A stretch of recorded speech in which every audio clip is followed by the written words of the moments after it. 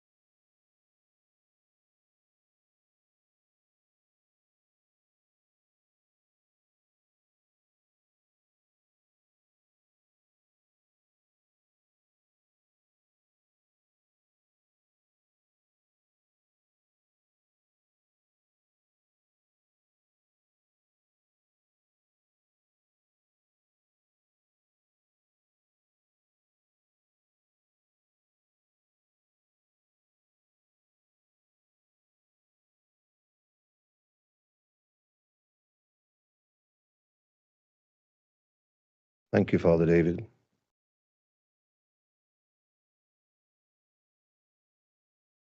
Thank you. You may be seated.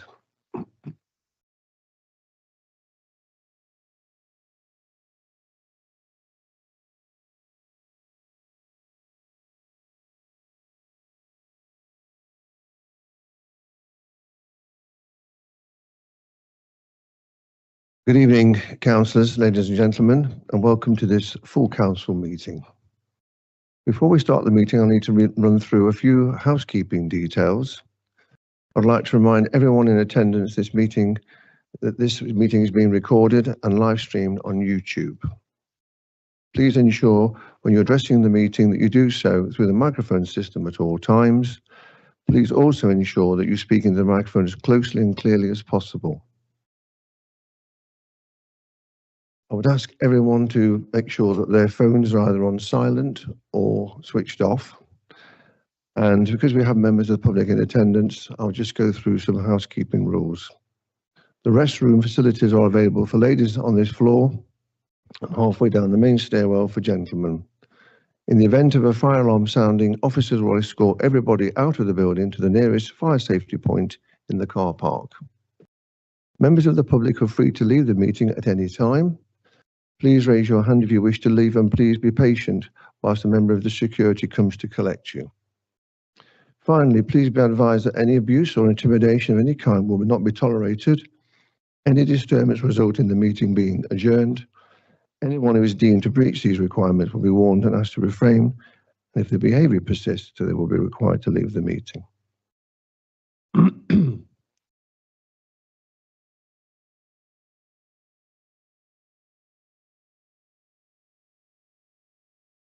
Now we're going to preliminaries. Apologies for absence. Thank you, Mr. Mayor. We've received apologies from Councillor Sarah Sharp and Councillor Neil Drayton. Declaration of interest. Thank you, Mr. Mayor. If I can ask any members if they wish to declare any interest in respect of items on the agenda this evening.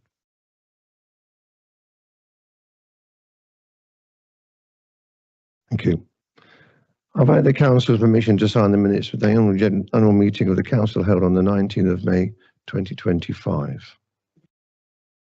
Thank you. We'll sign those in a moment.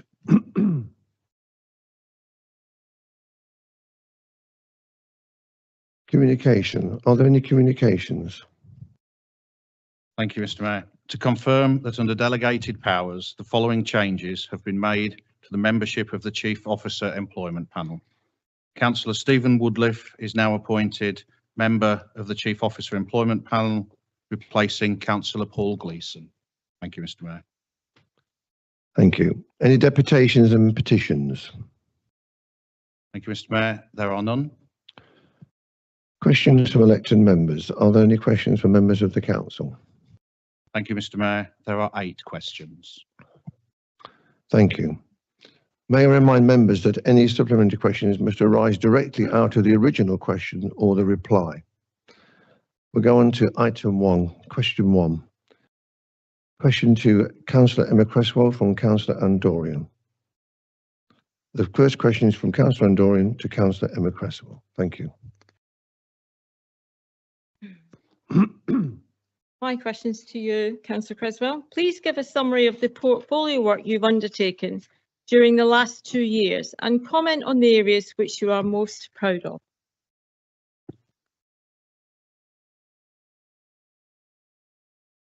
Yes, thank you. Thank you, Councillor Dorian, for your question. As I reflect on the past 2 years, I'm incredibly proud of what we have achieved together, grounded in partnership, led by community need, and always with the ambition of making Boston a better place for everyone. One of the first things I set out to do was improve communication and connection across our borough. To support this, I established a parish council liaison meeting, bringing all of our areas of our borough to the table. This group ensures that every corner of Boston has a voice in the decisions we make and that parishes are kept fully informed about the developments, challenges and opportunities that are happening across the borough. Community recognition has remained a priority.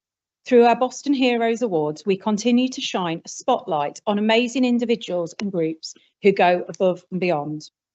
Our most recent celebration, held at St. Botolph's Church on the 16th of July, was another powerful reminder of the compassion, dedication and spirit that make Boston so special.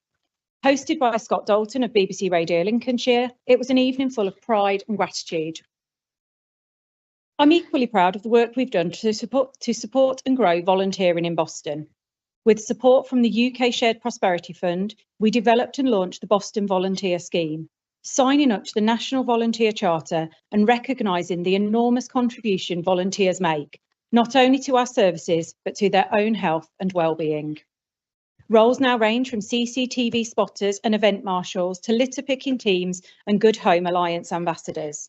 Thanks to this work, Boston now sees over 100 active volunteers each month, a figure that's continuing to grow. Another area of real impact is our crowdfunding programme. We've now supported 10 community projects with another 6 that are currently live. Altogether, these projects have attracted over £105,000 in pledges, with £49,320 being pledged by the South and East Lincolnshire crowd, with another £56,000 coming directly from residents and the community supporters.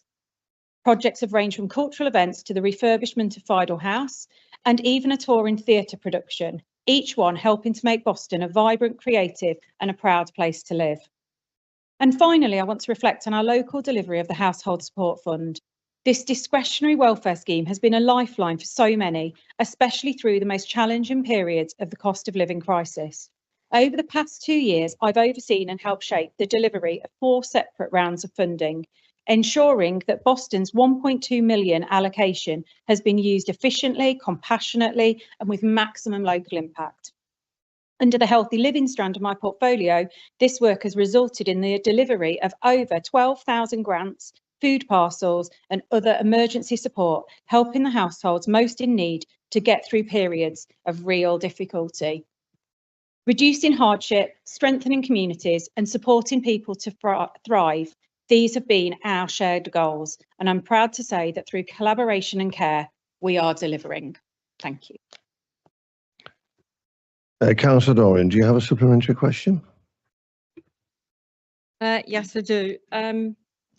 I'm delighted with your answer, Councillor Creswell, and I'm incredibly proud of the work that you've done within our communities, especially around volunteering and helping the public who are most vulnerable in our community.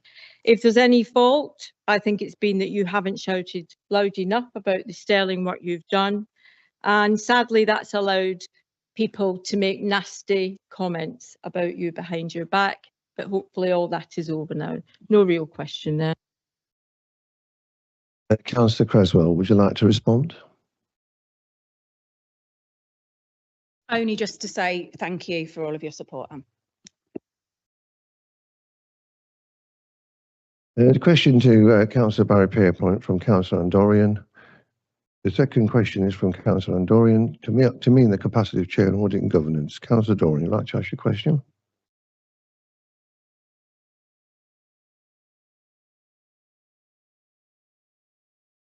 As Chair of the Audit and Governance Committee during the last 2 years, there's been no need to hold any Standards Committee hearings, which is a good indication of the way in which councillors have conducted themselves. With regard to governance in particular, please give Council your view on the importance of councillors honouring the Nolan principles, with particular emphasis on honesty and integrity. I will now respond as the Chairman of Audit and Governance Committee. I'd like to thank Councillor Dorian for a notice of question. As Chair of the ANG Committee, I would like to thank Councillor Dorian for the notice of question. As Chair of the Audit and Governance Committee, I welcome the observation that no Standards Committee hearings have been required over the past 2 years. The 7 Nolan principles of public life, selfishness, integrity, objectivity, accountability, openness, honesty and leadership are the foundations to good ethical conduct in public life and, in my view, are all essential. Would you like to ask a supplementary question, Councillor Dorian? Yes, I would, Councillor Pierpoint. When you were Chair of Audit and Governance, you negotiated the use of a car for yourself while you were in the role of Mayor, and you assured myself as leader, you assured our monitoring officer that this vehicle will not cost the council any money whatsoever. Subsequently, you then came to the council and asked council to pay your insurance costs for the year. I don't believe that that showed you in a good light in terms of honesty or integrity. What say you? I would like to respond to that question by saying I have paid the insurance of that car myself, and there's been no cost to the council whatsoever. I don't appreciate sarcastic comments, Councillor Dorian, and I appreciate you just keep to the questions. Right, question 3, Councillor Dorian. Sorry, Councillor Emma Creswell from Councillor Dorian. Would you like to ask Councillor Creswell any questions? Councillor Creswell, as Chair of the working group which is considering the Community Governance Review, please inform Council about this work and the importance of it for our residents as we look to the future and in particular to local government reorganisation.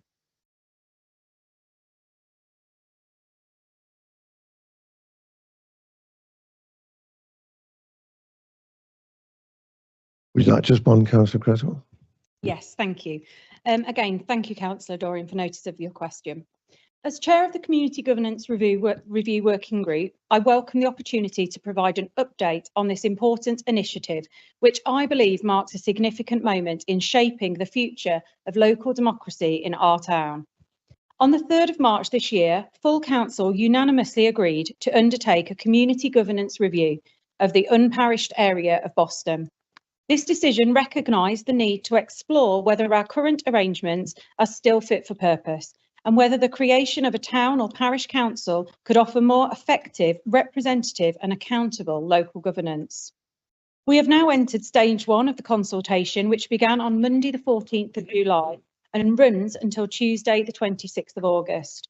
This is a key opportunity for residents, community organisations and local stakeholders to share their views on whether Boston should have its own town or parish council. This consultation is being conducted in line with statutory guidance and is supported by a detailed information document. That document explains how things currently operate under the Boston Town Area Committee, or BTAC, and it outlines the powers, responsibilities and implications of establishing a parish or town council, including how it might affect local services and council tax. Colleagues, it is worth remembering that Boston is one of the few towns in Lincolnshire without a town council. At present, services specific to our town are overseen by BTAC, a subcommittee of this council. While BTAC has done and continues to do valuable work, it functions under delegated authority and lacks the statutory independence and direct democratic accountability that a town or parish council would provide. This review gives us the chance to ask, would a more localised and representative model strengthen civic engagement? Could it deliver services more responsively? And most importantly, would it give residents a stronger voice in shaping the town they live in and love? The timing is significant as we look ahead to the possibility of local government reorganisation across Lincolnshire. Establishing robust and representative local structures now will be vital. It will ensure that Boston's identity, priorities and voice are not only protected but promoted in future arrangements. I want to stress that the working group is fully committed to a process that is open, transparent and inclusive. Every consultation response will be reviewed carefully. Draft recommendations will follow later this year, and further consultation will take place before any final decisions are made by full council. So to all members and to the wider public, I encourage you to get involved, promote the consultation, take part in the conversation and help us shape the governments of Boston for the future. Further details, including the survey and all of the supporting information, can be found on our council's website. Thank you. Councillor Doran, do you have a supplementary question? No. Right, we move on to item 4, Q4. Question to Councillor David Middleton from Councillor Emma Cresswell.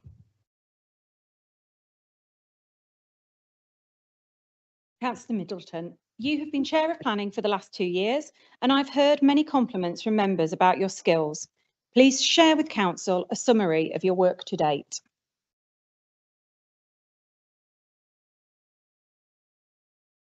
Councillor Middleton, would you like to speak? Thank you. Yes, I would, Mr. Mayor. Thank you.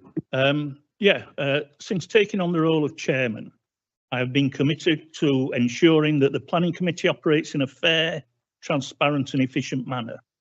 My focus has been on upholding the integrity of the planning process, supporting members in making well-informed decisions and ensuring that the committee remains responsive to the needs of our residents and local communities.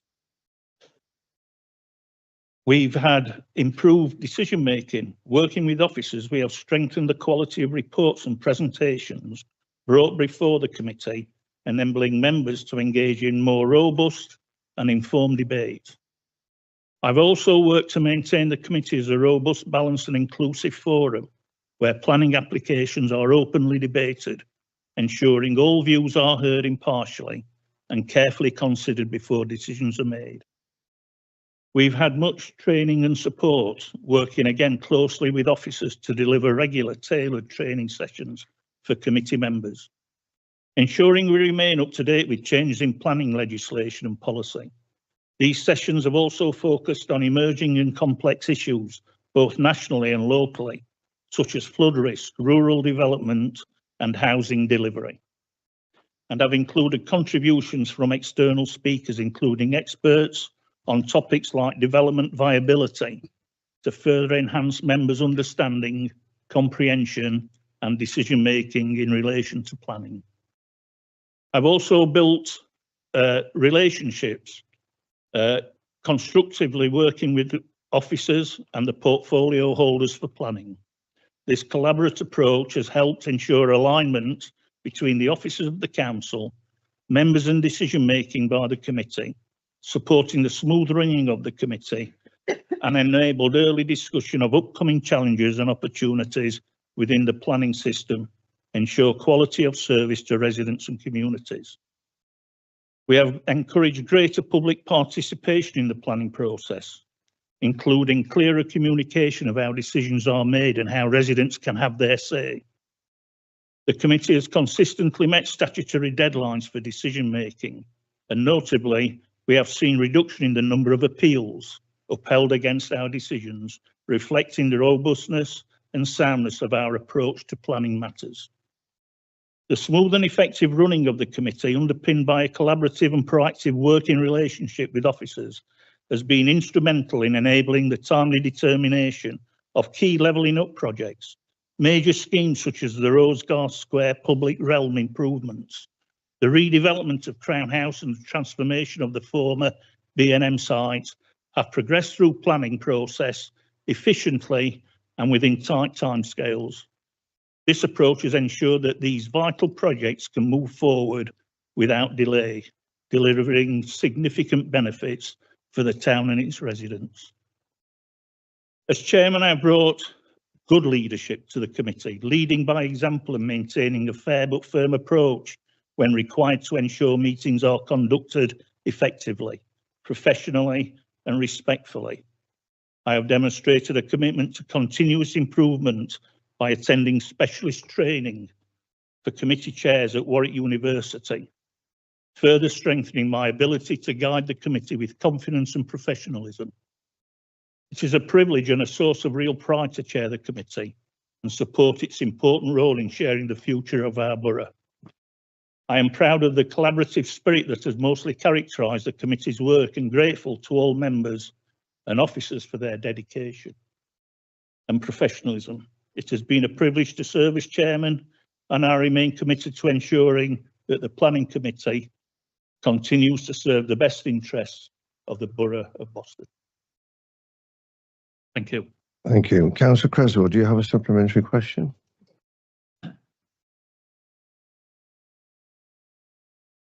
Summing up of what you've been doing, is there anything you think could have worked out better? Councillor Middleton, would you like to respond? Yes, Mr. Mayor. Thank you, Councillor, for the question. Yeah, what would have been better? It would have been much better if we'd have got local ward councillors, along with their local friends and associates, not to make decisions on planning applications based on emotional feelings. They need to follow the planning legislation and advice from experienced planning officers. Some councillors have been so emotional to the point of giving false information to the committee, saying the public house is closing when the landlord was actually retiring. Another comment was the school is full, when in fact there was capacity for new pupils. Despicable behaviour, I believe. If the future of Boston planning is to make decisions on emotional feelings, then this will encourage national government to take away the powers of local committees and use strengthened legislation to get the correct result that they want. And that responsibility will fall on the people who've been making their decisions purely on emotional feelings. Thank you. Do you want to come back? No. Okay. Right. Question to Councillor Andorian from Councillor Emma Creswell.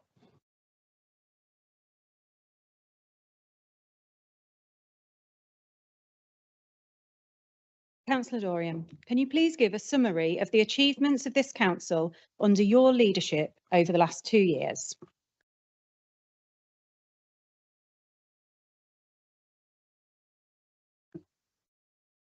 Councillor Dorian, would you like to respond? I thank Councillor Creswell for notice of her question. I'm immensely proud of the progress which my administration has made during the last 2 years, not least because I had a cabinet full of neophytes and they required a lot of nurturing and teaching in order for them to get up to speed reasonably quickly. The way in which I encouraged them was through regular one-to-one catch-up sessions, which allowed us to have the opportunity to work through issues, solve problems, and steer a better course ahead if one were needed. I am most proud of the fact that I steadied the councilship in short order, and the ever-looming threat of government intervention or special measures, which had been hanging over this council throughout the tenure of several leaders, and which actually occurred under the previous leadership of Councillor Austin when Councillor Staples was on cabinet, that was quickly dissolved. So much so that only 5 months after Boston Independence took control under my leadership, this council was awarded £20 million of funding through the long-term plan for towns. The significance of this was captured by our previous MP, Matt Warman, who wrote to me, "It is great news, Anne, and was in part thanks to some very senior people in number 10. So it is a real vote of confidence." But that wasn't the only funding we received under my leadership. The town benefited from an additional £17 million through the Levelling Up Partnership funding, and this funding is being used to support affordable homes in our borough, the new stadium at Boston United Football Club, an additional wing at Boston Leisure Centre to support volunteering and wellbeing, and refurbishment works at the Len Medlock Centre, together with improvements to our beautiful Centenary Chapel. For our community safety team, we secured nearly £600,000 in external funding from the Serious Violence Fund and the Boston Town Board. I could mention a plethora of projects and initiatives that have been planned and delivered under my leadership, which have enhanced the lives of our residents, such as the Council Tax Support Scheme, which has helped lift children out of poverty, to the development of town centre events, which has encouraged our residents to once again feel a real sense of pride in their town. But I'd like to focus on 2 incidents in particular, which I think demonstrates what kind of leader I am. I am proud of the fact that I was able to respond quickly and sympathetically to the needs of residents when faced with a crisis. When the town suffered with the arrival of unruly travellers in the summer of 2023, my leadership was swift, decisive and unwavering. I worked immediately with our community safety team to ensure that a Section 77 notice was issued within 3 hours. However, we would then have had to wait for 24 hours before issuing a Section 78 notice and applying for a court date. All the while, havoc was being wreaked upon our businesses, and it was through my negotiation with Lincolnshire Police that for the first time ever, they used their powers to issue a Section 60 notice county-wide, thus moving the travellers on immediately and preventing other towns in the county of Lincolnshire from suffering the way we had. As I said, this had never been done before, and my officers reported that this was the quickest they had ever known travellers be evicted. The second incident I would like to mention is that of the terrible flooding in Wibberton West Road in January of this year. Upon learning of the catastrophe, I immediately went over there to meet with the residents and offer support. I was horrified at the sights before me, and I made sure our response officers had all the resources they needed at their disposal. I spoke with the leader of Lincolnshire County Council and met with Lincolnshire Police to make sure that all statutory agencies were doing their bit, which of course they were. I wanted to turn my words into action, and that afternoon I immediately sought the support of Cabinet colleagues to provide a relief fund in the form of a cash grant of £1,000 for every household which had water ingress to their habitable spaces. Further, I ensured that the application for this grant was as simplistic as possible, and I was delighted that the first £1,000 went out the door within 24 hours of making that decision. This had never been done in this town before, but I was insistent that our residents and businesses would not have to suffer a minute longer than necessary. All in all, Councillor Creswell, my record stands for itself. And whilst I have learned lessons along the way, and there are instances where I would have done things differently, overall, I'm proud of the achievements which have been accomplished under my leadership. Councillor Cresswell, do you have a supplementary question? I do. Thank you, Councillor Dorian, for summing up all of that over the last 2 years. I think your clear, concise leadership is evident. Is there anything you regret? Councillor Dorian, would you like to respond? Thank you, Councillor Creswell, for that supplementary question. I guess tonight I've got 14 big regrets, and most of them are sat in this room.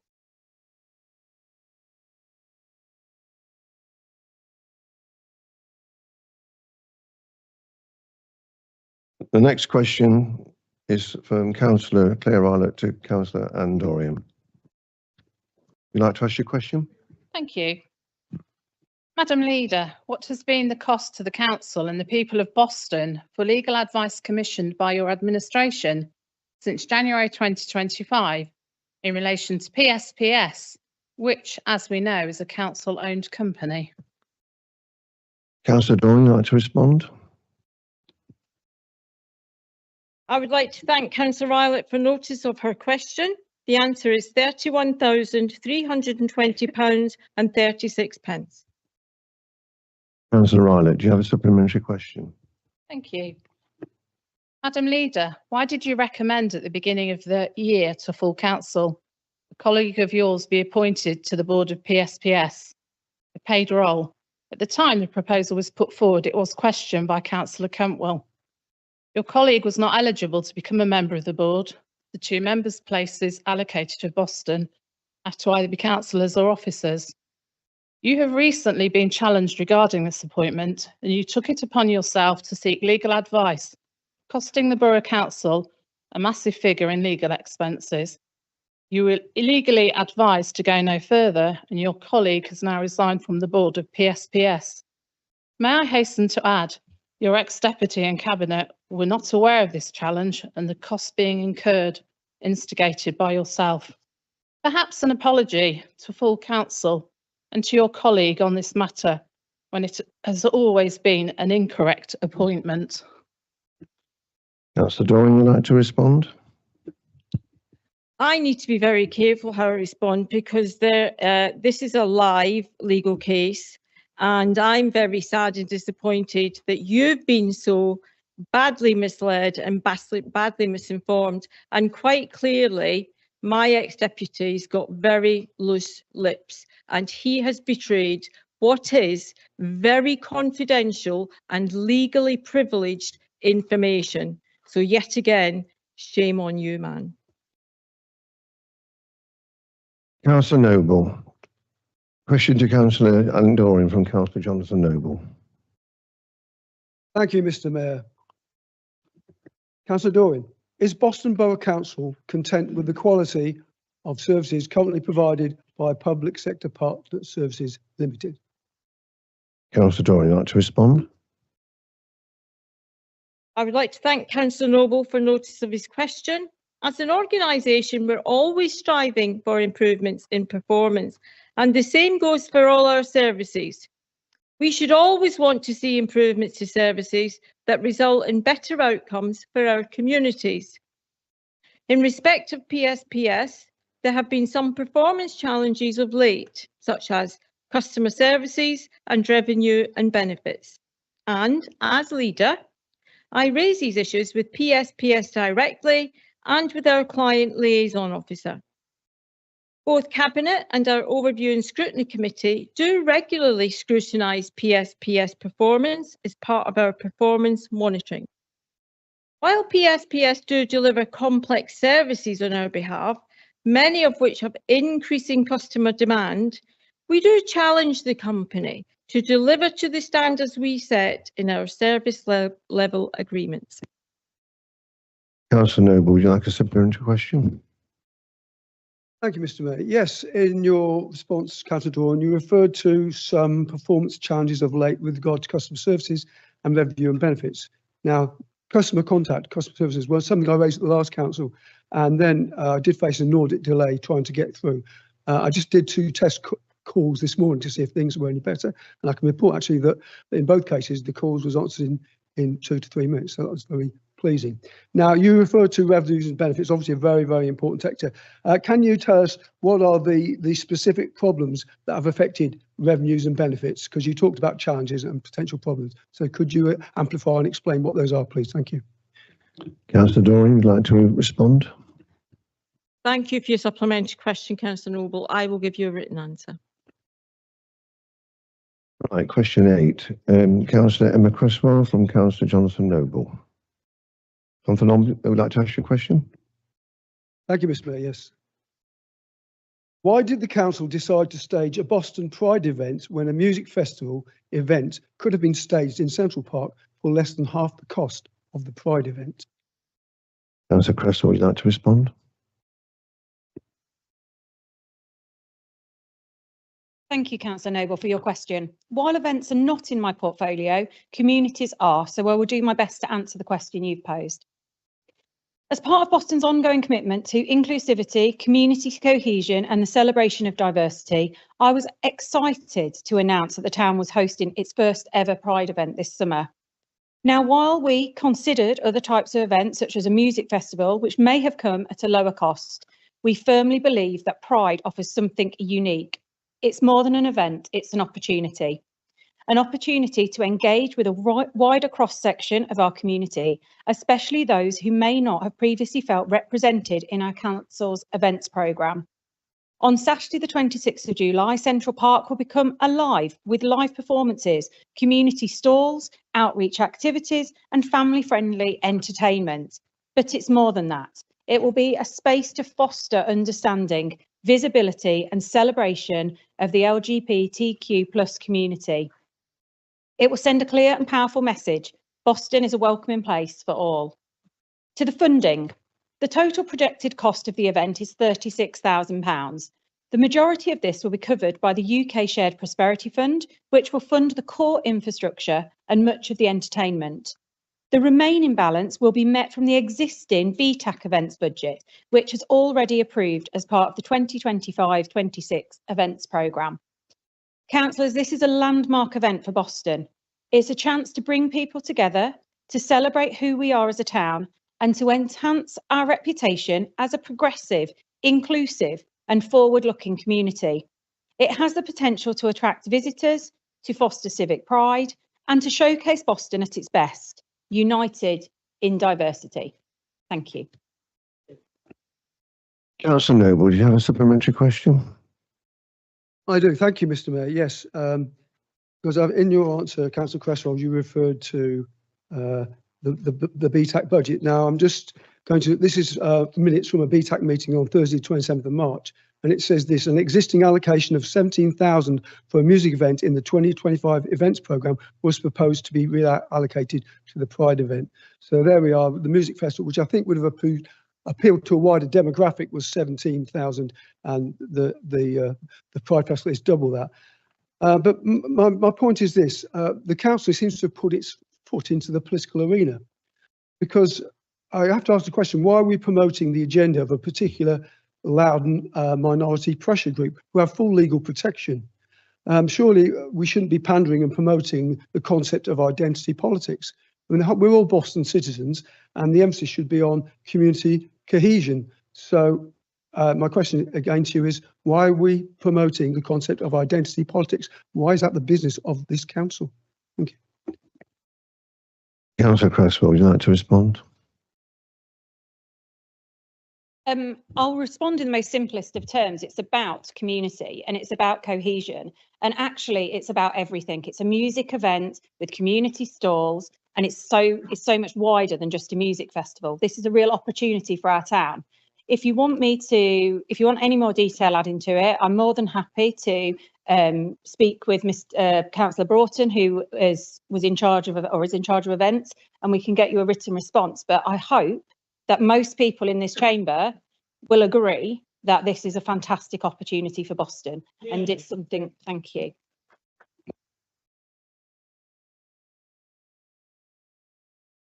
Thank you, councillors. Right, questions from members of the public. Are there any questions from members of the public? Thank you, Mr. Mayor. There are none. Councillor Broughton. Thank you, Mr. Mayor. At the end of these questions, I'd like to propose that we move part 3 of the motions on notice agenda to be the first item on tonight's agenda items. Thank you. Can I have a seconder, please? Councillor Callum Butler. Anyone want to comment? Sorry. I was just so happy to second that. Thank you. Mr. Mayor. Anyone wish to comment? Let's take a vote on that, shall we then? For those in favour of moving the item to this point in the agenda, please raise your hand.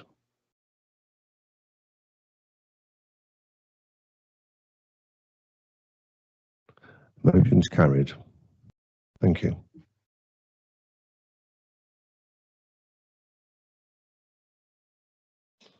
Can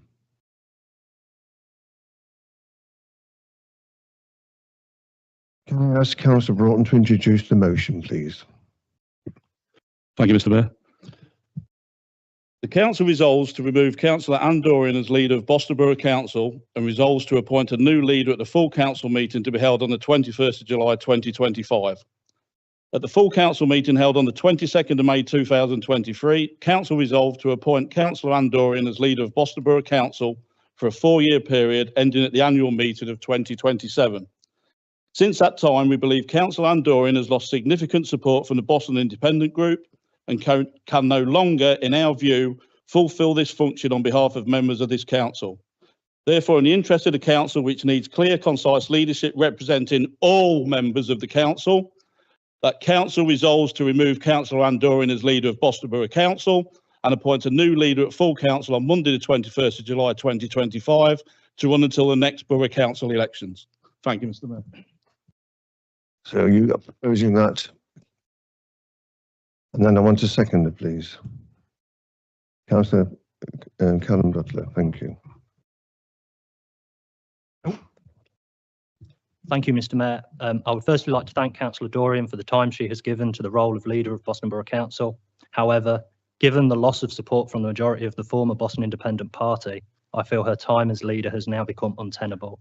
It's for this reason that I'm happy to second this motion. Thank you. Thank you. Are there any other speakers on this item?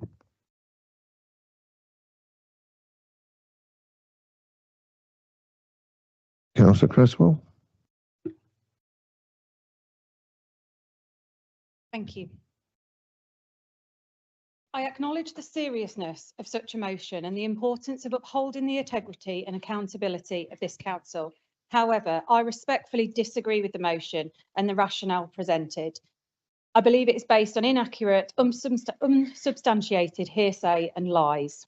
The motion alleges a failure in significant support from Boston Independent Group. However, this was not factually shared with all of the group's members and no meeting was called to discuss this. Under Anne's leadership, this council has moved forward and secured significant external support, both financially and from other councils. These actions reflect a commitment to effective governance and community service, not grounds for dismissal. Removing a council leader is a serious matter with potential consequences for governance and public trust. Such action should only be taken with clear, demonstrable evidence of misconduct or incapacity, not for political or personal disagreements or dissatisfaction from being held to account by the leader, something Anne has done regularly in one-to-one portfolio holder meetings and in other meetings over the last 2 years. I urge members of this council to consider not only the substance of this motion, but also the precedent it sets. Leadership should be evaluated based on transparent performance metrics, adherence to the council's code of conduct, and outcomes, most importantly, for our constituents. Thank you. Thank you, Councillor Creswell. As there was no other speakers, we will move on. Oh, beg your pardon, Councillor Middleton. Yeah, just looking around the room at the moment, especially at the middle row here, there's sniggering going off and nodding and shaking of heads and whatever. It's quite easy to see that, especially Councillor Butler looking at the ceiling and at his feet and whatever, he's obviously embarrassed. And I think what you need to remember is that none of you would be here if it was not for Anne Dorian. She interviewed you, she coached you, and she got you elected. Yeah, ahead of a pretty strong Conservative group at the time. How will you go on with no one correcting your work? Who will mark your homework? Who will make sure the flowers get watered? You have lost the best local politician from the last 20 to 30 years. That's how clever you are. Who will go to Westminster and negotiate the government with government ministers over LGR or drainage board electric payments? We're going to head back to an officer-led council because of incompetence that's coming our way. Councillors, thanks to your inability to realise when you were well off. Shame on you all, and shame on a lot of you. Are there any more comments before we move on? Councillor Downey. Thank you, Mr. Chairman. Probably I might sound as like a priest, Mr. Mayor, sorry about that, Mr. Chairman. For me, I think when change is on its way, we should accept it. I'm just coming here in the middle. And I think we're elected by the Bostonians, we're elected by the town. So we should serve the people and forget our personal issues, because what happened, it happens. And I think the only challenge we have is to make Boston prosperous and developing in the right way. We're not here to fight each other. And I can tell you from my experience when I was elected the first time, some people, they don't like you for a reason. And I never bother about that. But we shouldn't think like that. We should be just respectful to each other. We should think about each other and the town and go forward, develop the town, stand for the town. And this is our thing. That's what we are elected for. We're not elected for ourselves. It's for you to represent you in this town. And I think we should carry that burden on our backs and we should deliver it all together. And I think everybody will benefit from it. Thank you, Mr. Mayor. Thank you. Are there any more? Councillor Noble. Mayor, just something Mr. Middleton said. He referred to an officer-led council. Well, I'm afraid to, and that's not the case. I'm afraid to most Boston citizens, this still appears to be an officer-led council. But anyway, I'll just make a comment on why it's happened, really, because obviously the group was set up, I think it's case of Councillor Dorian, but maybe they're looking for a different style of leadership. Maybe it's a more collegiate form of leadership. That's just the observation I'll choose to make, and I should suggest the way forward, maybe that's a better way to go for whoever is elected as the new leader. Thank you, Mr. Mayor. Thank you. Anybody else want to speak before we move on? No. Right. Councillor Dorian.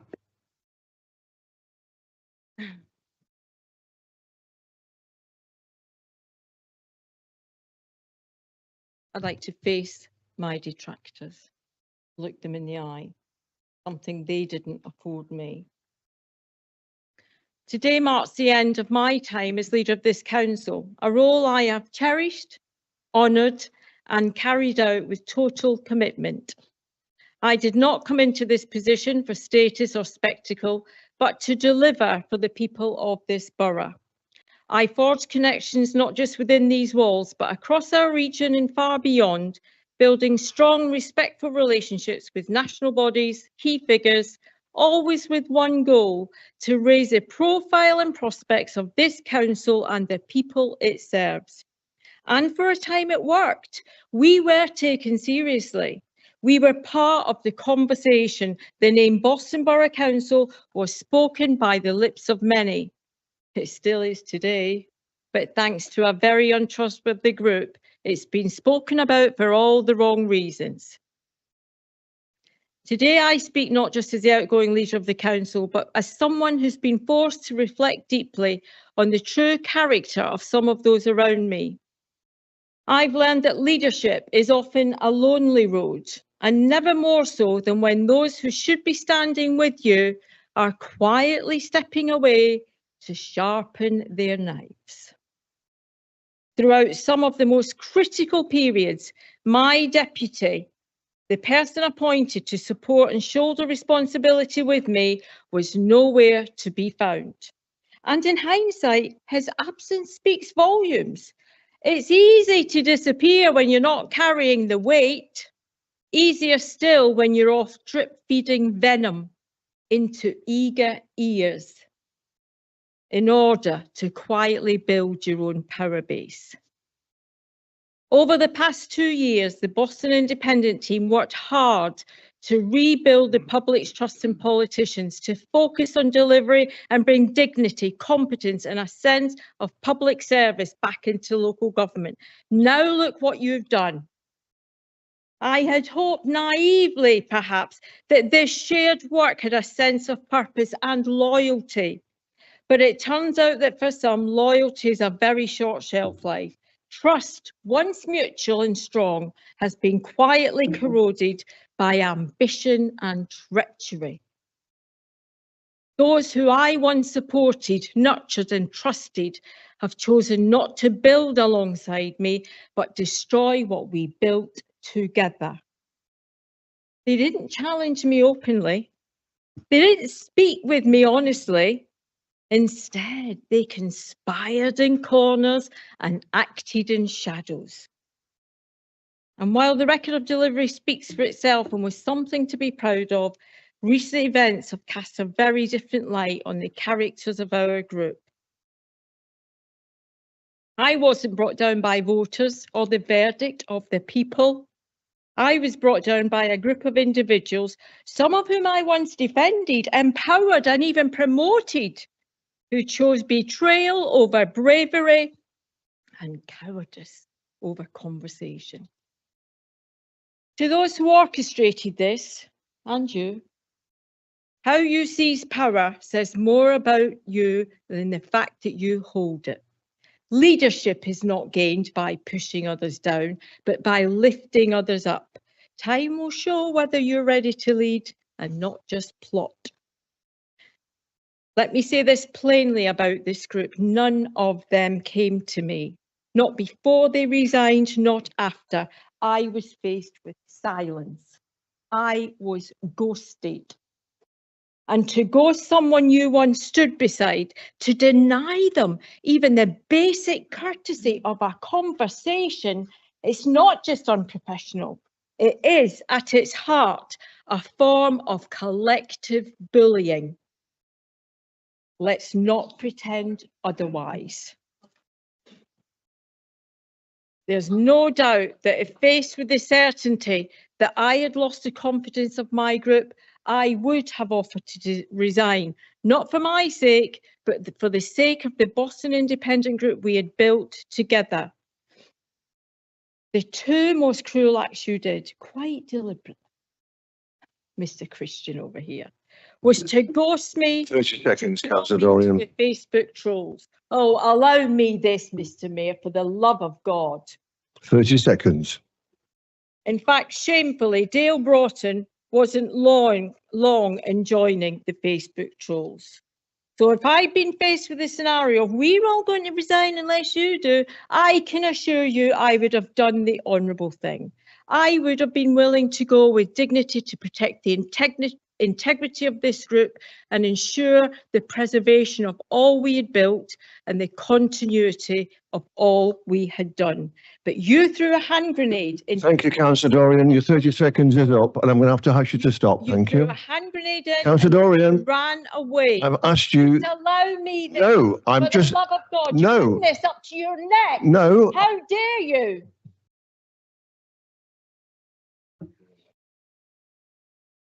You threw a hand grenade into the midst of all we built and then you ran away. You had no thought for the residents we served, no thought for the stability of this council, and no thought for anyone but yourselves.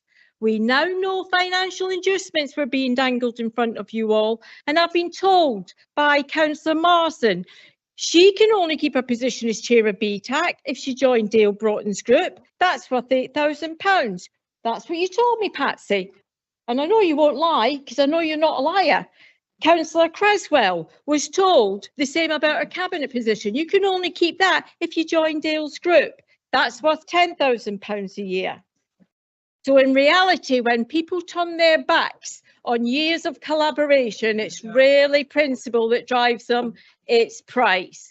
And you've all been bought. You've been badly advised, you've been badly guided. Yeah, all right, Stephen. Yeah, all right, Stephen. Calm down. He's in it up to his neck. And lastly, I propose a recorded vote. Yeah, I'll second that. So we've got a recorded vote. We've got a proposer and a seconder. Let's ask Councillor Broughton as a proposer on the motion to sum up, please. Thank you, Mr. Mayor. There's several things I could say, Mr. Mayor, but simply 14 out of 17 people who resigned cannot be wrong.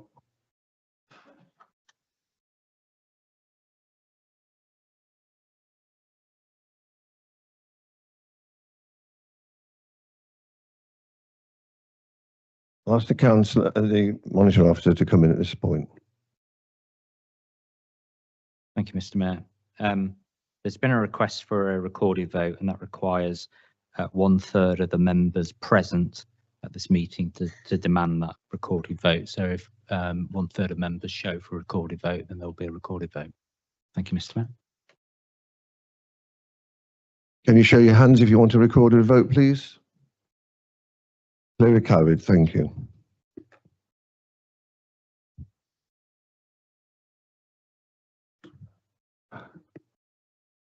Services to read out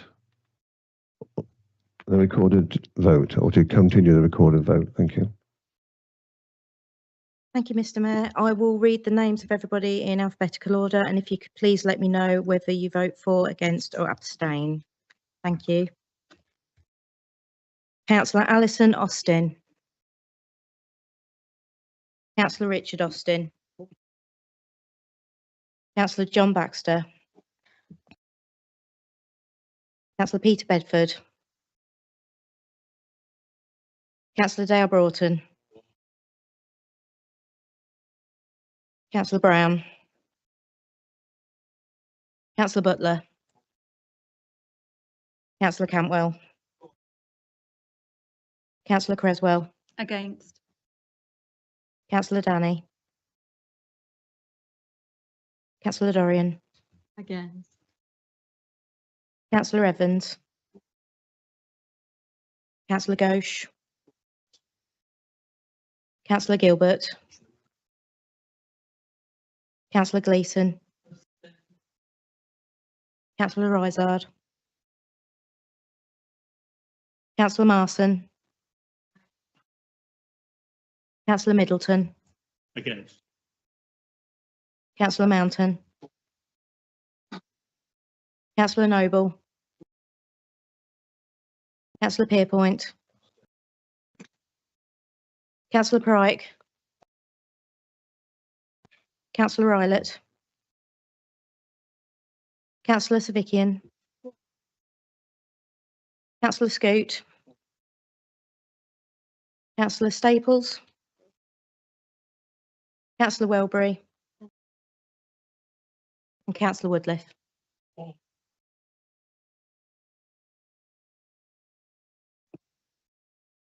Two, Brucey.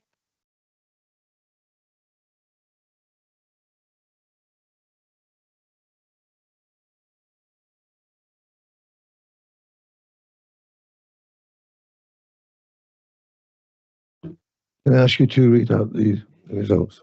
Yes, thank you, Mr. Mayor. That's 21 votes for, 3 votes against, and 4 abstains. So the motion is carried. In accordance with the motion that which has just been passed, we now need to appoint a new leader for the council. Are there any nominations for the leader of the council?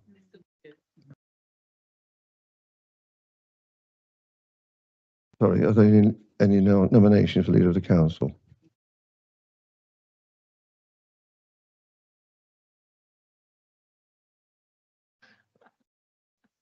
Is there a seconder, please? Yes, Madam. Yes, Mr. Mayor. I will second that motion and reserve the right to speak if necessary. Thank you. Thank you. Are there any further nominations?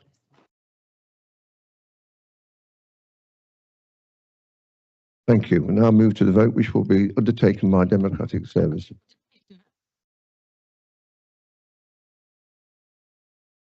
We need to debate it.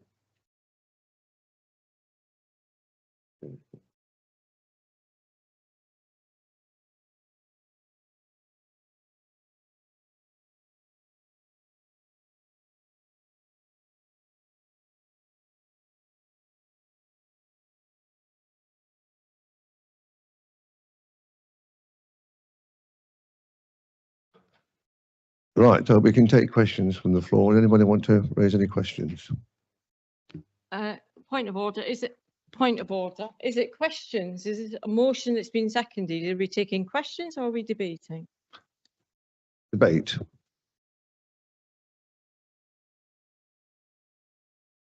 Okay, Councillor Nolan. Yes, you won't be surprised that I disagree with the motion. And this now gives me an opportunity to finish what I was going to say earlier. I've got another 5 minutes. So the reason I disagree with the motion is because Dale Broughton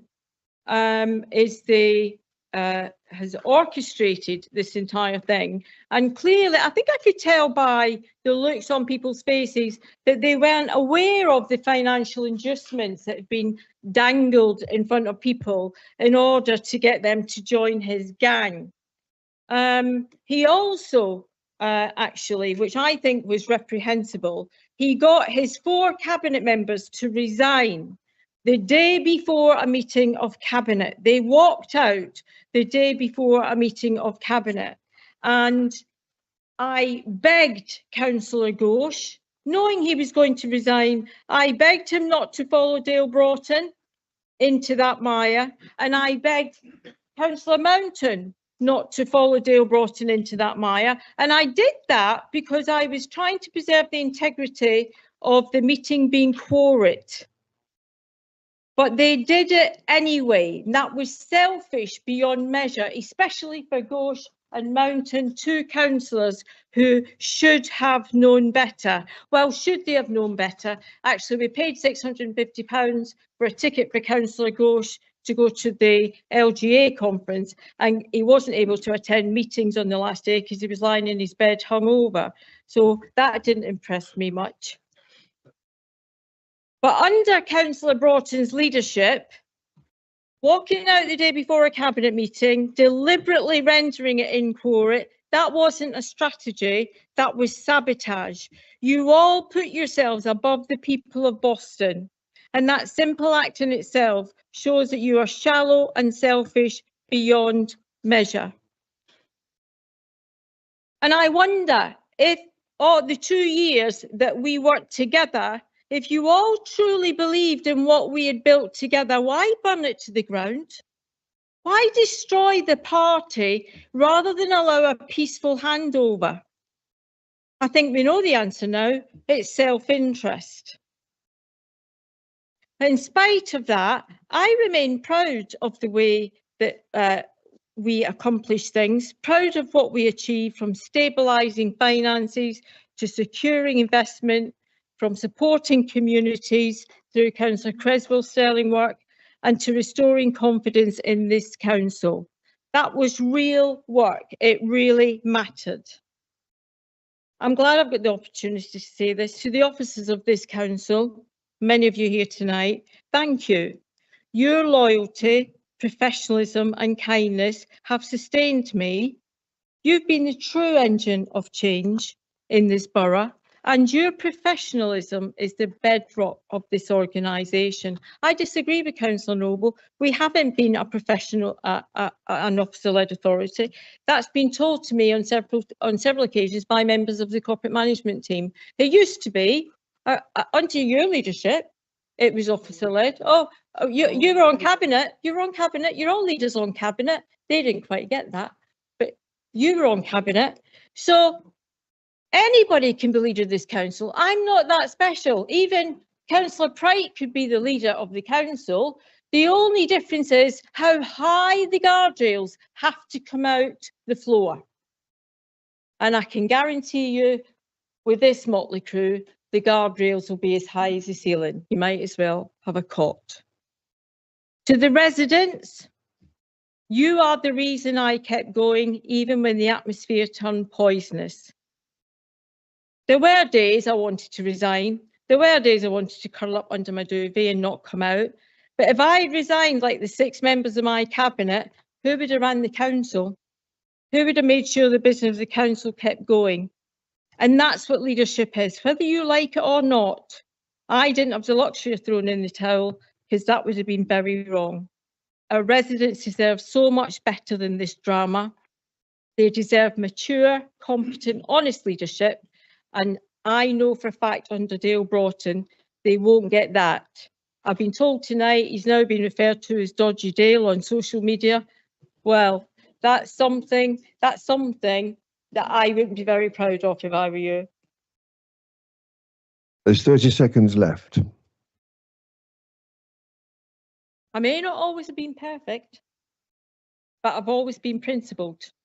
I've made mistakes, but I have never made excuses. And I leave here with my head held high. Right, Councillor Gilbert, do you want to make any comments? Yes, thank you, Mr. Mayor. I wasn't intending to speak this evening, but I have proposed Councillor Broughton as the leader of Boston Borough Council. I think it's incumbent on me to stand, get to my feet and defend the reason I've done that.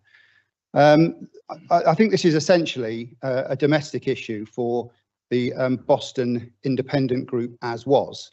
And I'd just like to sort of remind people and remind actually Councillor Dorian that while she's been criticising her cabinet and her membership, she actually recruited them to her party. She selected them to become candidates for the 2023 election, and she selected her cabinet. So it's not very edifying to have the ex-leader of the council basically taking pot shots at the very people at one time she proudly presented to us at the election in 2023. I think it's important also just to refer to the fact that there's been reference to inducements. I have been asked myself to take a place within the new administration, and I can absolutely guarantee that there was no reference made to any kind of financial inducements to me. I wouldn't have accepted it if there had been. I'm doing it because I think it's important that we build on the continuity, and I give Councillor Dorian credit and her cabinet credit for what they've achieved over the last 2 years. And I do think we have an opportunity now to put the domestic side of things to one side and actually continue to work on behalf of the people of Boston. The individual wards elected us as their individual representatives. I think as individual representatives, we should be seen as independent of one another, and we should unite collectively in this chamber to either take forward decisions that are made and proposed to this council or to reject them. So as far as I'm concerned, I feel very optimistic. It's sad that things have turned out the way they have, but I feel very optimistic for the future of this council under the leadership of Councillor Dale Broughton. Thank you. Point of personal explanation, please. Can we do that? Okay. Yeah, thank you for what you said, Councillor Gilbert. I'm sorry that you misunderstood my words. I did recruit, coach, nurture, teach all of my cabinet, all of my group, and I was immensely proud of them for the entire 2 years that we worked together, apart from one who had to be sacked. But up until the 9th of July, I was immensely proud of all of them, counted them as friends and colleagues. So I apologise if I haven't made myself expressly clear. My grievance isn't so much about what was done, although what was done wasn't very nice, being removed as leader. It hurts. It was the way it was done. It was about the fact that the Boston Independent Group, like I said, they've chucked a hand grenade in and ran away. Why didn't they ask me to step aside? That's what a political party does. They bring the person in, they confront the issue, they have their argy-bargy, their hullabaloo, and then they resolve the issues. That's what grown-ups do. So please be assured, it's not about what's happened, it's about the way that it's happened under Dale Broughton's leadership and conspiratorial manner. Right, we have a proposal and seconder for Councillor Broughton, and now we're going to go to the vote. Sorry, Mr. Mayor, can I request that we have a recorded vote again, please? Yeah, could I have a seconder, please? Councillor Gilbert, thank you. So, over to you. Yeah, thank you, Mr. Mayor. Just as a reminder, the same rules as the previous, we need a third of members to indicate whether they wish a recorded vote. So if a third members show their hands, there'll be a recorded vote. Thank you. Can you show your hands, please, for recorded vote? Yep. Received. Carried.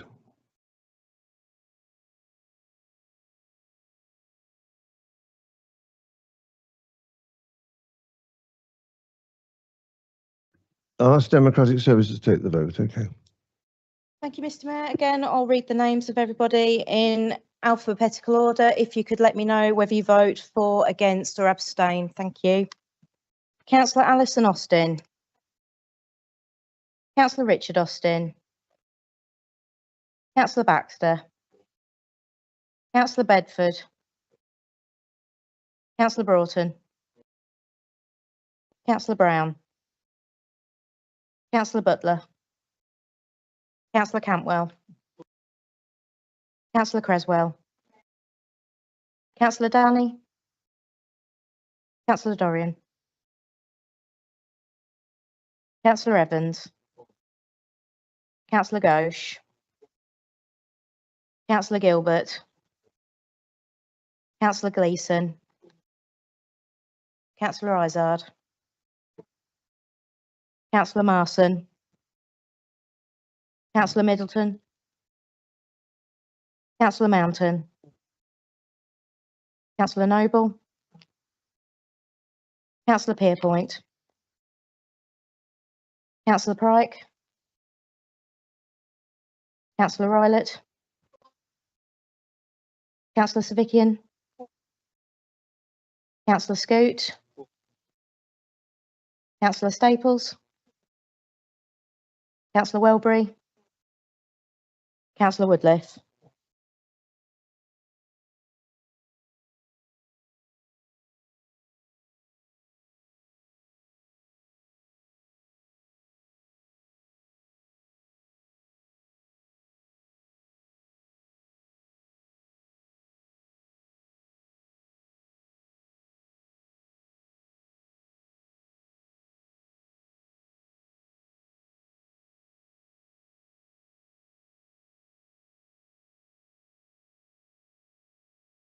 Right, I'll let you two read out the results, please.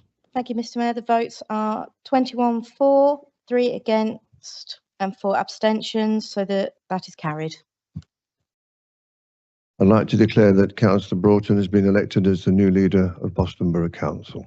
Thank you.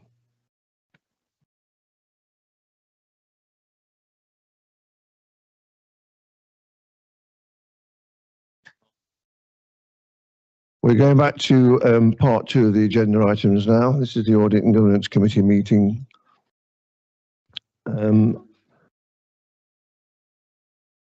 had the minutes from the meeting of the Audit and Governance Committee on the 22nd of April. They're just for noting. Thank you. Anybody wish to speak on the minutes? Thank you. The second item on tonight's agenda is the Boston Borough Council 24.25 Outturn report, which starts on page 89 of the supplementary agenda pack. Can I ask the Interim Director of Finance and Section 151 Officer to introduce the report? Thank you.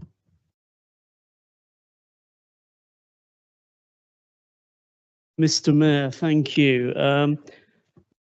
This is the Outturn report for 24-25.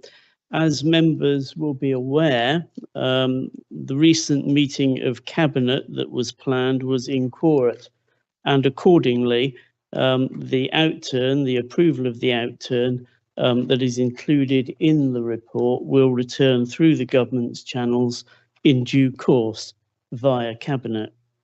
However, there is one set of issues embedded in the report which require immediate decision, and that is why this evening we are bringing the covering report that is in the council papers to full council. And the issue is that key parts of the council's capital programme need to be approved for rephasing from financial year 24-25 to the new financial year 25-26. And this is because there are commitments that will need to be made in the delivery of those schemes. And unless the budget is moved to the correct financial year, that creates a difficulty. The schemes fall within the headings of the Levelling Up Partnership, the Towns Fund, and the Boston Partnerships Fund. all of which are schemes which will have an enormous impact on the borough and one hopes are widely supported within the chamber. So in order to allow those schemes to proceed, the recommendation is that that rephasing is approved by council this evening. And the detail of that is contained in the covering report. I won't read out the long list of schemes that are included, but there is, Mr. Mayor, a substantial list of such schemes. And so it's recommended that council approves the rephasing from 24-25 to 25-26 that's presented in table 5C in Appendix A. And that includes 2.109 million for the Towns Fund, 324,000 for the Levelling Up Fund, 2.562 million for the BPF, and about 365,000 for other capital projects, and the total coming to 5.38 million. So with that said, Mr. Mayor, I commend the recommendations to the Chamber. Thank you. Thank you very much for that. Do I have a proposal on this item, please? Councillor Gilbert, and is there a seconder? Councillor Gleeson, would you like to reserve your right to speak? Right, are there any speakers on this item? Councillor Bedford. Thank you, Mr. Mayor. I really want to raise the point tonight because, again, I can't find it anywhere in here about the Boston United grant for the new stadium additions. Obviously, the costs are escalating down there, and every day on Facebook I read, and I do down at Boston United when I go, everybody keeps saying, when is this money going to be handed over so that the commencement of the South Stand can happen? I can't find it in here anywhere. All I can find is the 425,000. So if the director could please enlighten me as to where we are at this moment in time, I'd be most grateful. Thank you.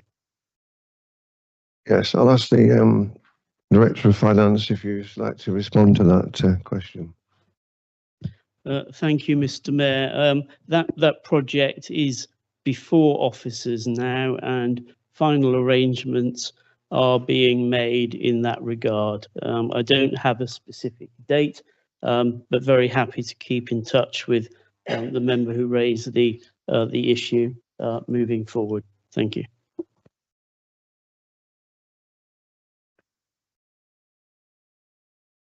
Are there any other speakers? Right, Councillor, sorry, who proposed that? Was it Councillor Gilbert? Would you like to sum up, please? Well, it's just I having read the report, it looks to me like it's more of a technical exercise than anything else, and I would commend the council endorse this today. Thank you. Thank you. We will now move to the vote. All those in favour? Carried. Thank you.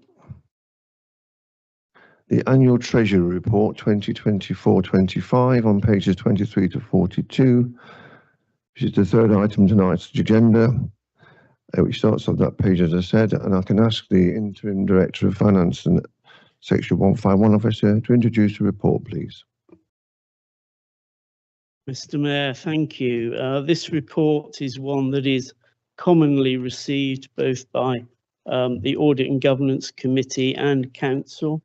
It represents a statement of the Treasury activities through financial year 24-25. And unlike the previous report, it has gone through the correct governance process and was received and widely discussed at the recent meeting of Audit and Governance Committee, I think on the 7th of July. And so overall, the Council has done well in terms of the returns it has made on its monies that it holds. And so a surplus of some £700,000 has been returned through the activities of the Treasury team in PSPS Limited, and that is very good to see. The returns on the investments that are invested in the money markets has been somewhat higher than the returns on the property fund holdings that the council has, and those details are set out in the report. And as a result of those lower yields, the council will be taking a keen look at how its investments are structured in the period ahead, and those discussions around that have been had at the Audit and Governance Committee recently. So aside from that, there are no matters that as Section 151 officer I would wish to draw the council's attention to, Mr. Mayor, and I commend the report to the chamber. Thank you. Thank you. I'll read the recommendation out that the council receives and approves the annual Treasury Report 24-25 at Appendix 1 as required by the Local Government Act 2003, following scrutiny by the Audit and Governance Committee at their meeting on the 7th of July 2025. Do I have a proposal on this item, please? Point of order, Mr. Mayor. Are we not discussing this? What's in this report? You seem to have bypassed that procedure. It hasn't been proposed yet. Once I have a proposal and seconded, we can then debate it, discuss it. Right, so I need a proposer first of all, please. There's a proposer. Councillor Butler. Seconder, please.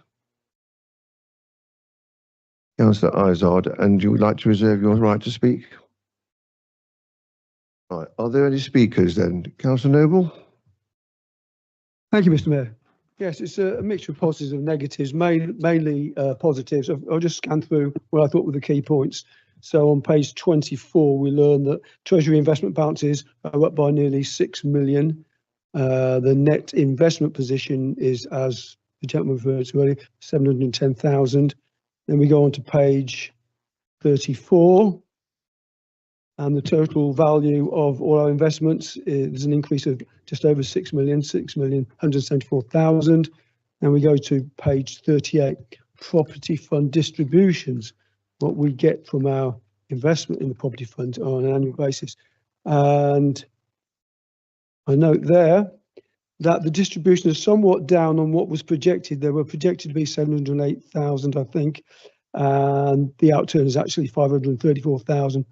And so there's a discrepancy of 174,000. So that's a bit disappointing. And then probably even more disappointing on page 40, we've got the loss on the property fund since purchase. Now, if my memory serves me correctly, these loans were taken out, Public Works Loan Board loans were taken out in 2017 to 2018. And at the time of purchase, it was 17.3 million. We now know that the net asset value is down to 15,236,000. So it's a loss on our property fund since purchase is of over 2 million, which is disappointing. But I suppose it's not altogether surprising when one considers the state of the economy, the property markets in the doldrums. These property funds essentially invest in commercial property. And I just see it as a sad true lesson, actually, that no government will tax its way to prosperity and growth. But overall, it's a pleasing picture. Thank you, Mr. Mayor. I'll ask the Finance Director if you'd like to respond to that. No response. No other questions?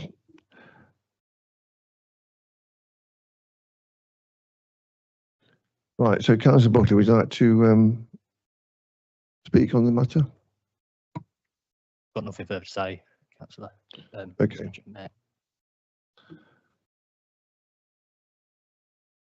It's all been proposed and seconded, so are you all in favour? If you'd like to raise your hands. I think that motion is carried. Thank you.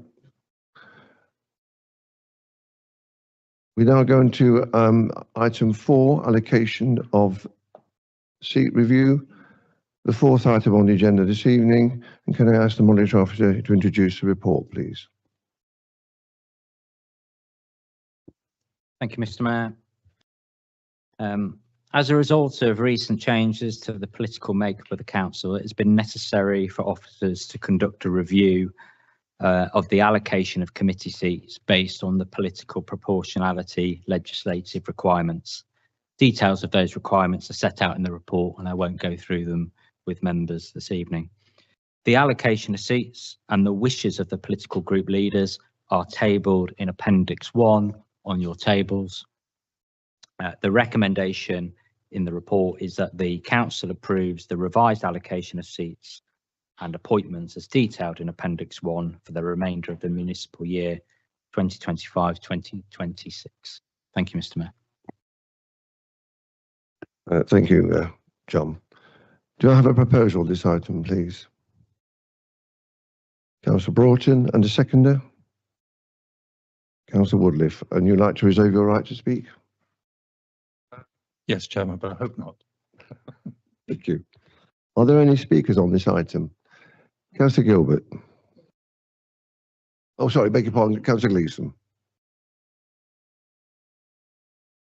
You can take retained seat, yes. Yeah, I'm just looking at the papers that I noticed that actually I have slipped back on to be on the Chief Officer's employment panel, and that I don't really want to do. So I think Councillor Woodliff very heroically volunteered to do it, and so if he can replace me, I'd be very grateful.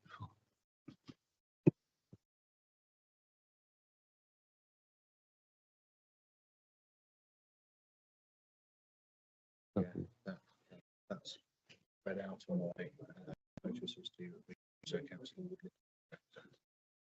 No, to speak. No.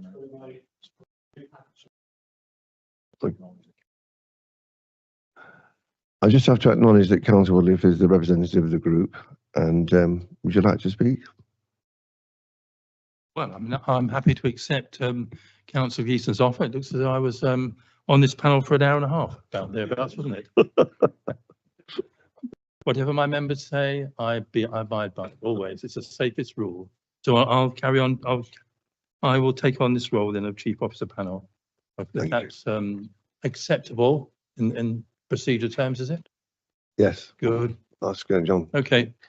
Yeah, the appendix before you is the wishes of the political group leader, and as the political group leader, if having liaised with the member or the request from the member, you wish to change at this point, then that's acceptable.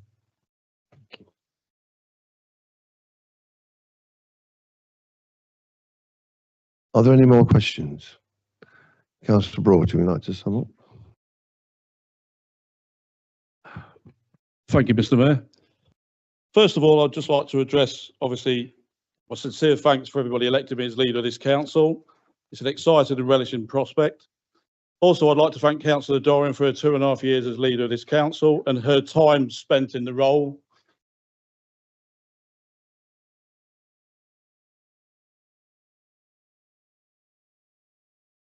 Hot kettle black. This council is not about the leader, though. Nor am I. Nor am I. Anyway, this council is not about the leader, though. It's about 30 councillors elected by residents to work for the residents. And this is what we need to get back to in this chamber. This will possibly be the most important time for our borough's history, with many difficult and challenging times ahead. But I, along with each and every one of you elected members and our hard-working officers, can get what our great borough deserves, and also to protect our heritage and assets for the long-term future, something which is really important to our residents and to our members. So thank you again. Also, Mr. Mayor, if I'm allowed to, I'd like to propose the cabinet for going forward.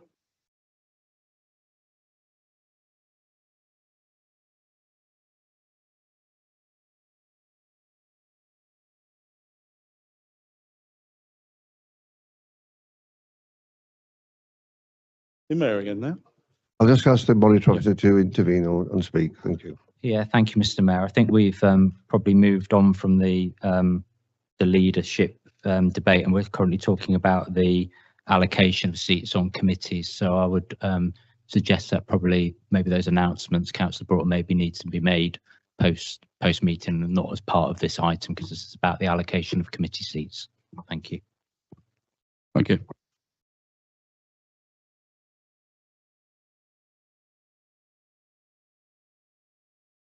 Can we now vote on the proportionality of the seats, please? All in favour? Raise your hand. Carried, thank you.